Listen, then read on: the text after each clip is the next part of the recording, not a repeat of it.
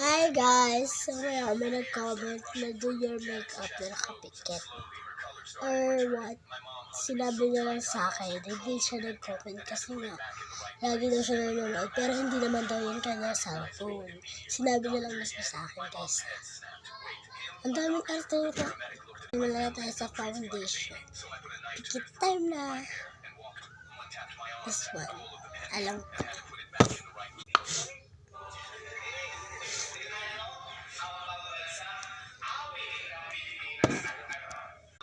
Oh guys, pupunta natin siya. Ito naman guys yung gilid dito. My gosh. Ito naman guys. Feel ko andito tapos nung maayos like that. Okay. And guys, next is blush and blush is ito. Sorry guys, ito yung blush ko. Kasi wala pa, di pa ako nakakabili. Ay, binapanood naman ako na si ate din, ang blush niya is lifting. Guys, kasi sinasabi niya na madaya ako. Guys, may kasama ako dito kapatid ko.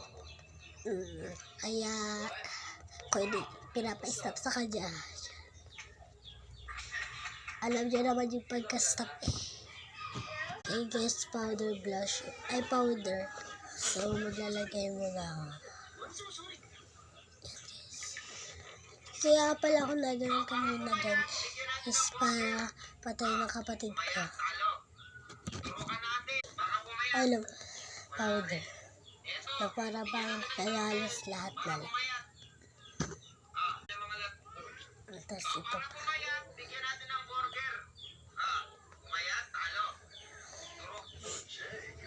Powder blush and feel ko ito yun or what, parang hindi pero yaman na ito nakuha ko eh, kalat ko lang dyan. Yun guys, paldo tayo, paldo. Powder blush ba talaga itong nalagay ko or what? Baka blush to ha. Patay tayo.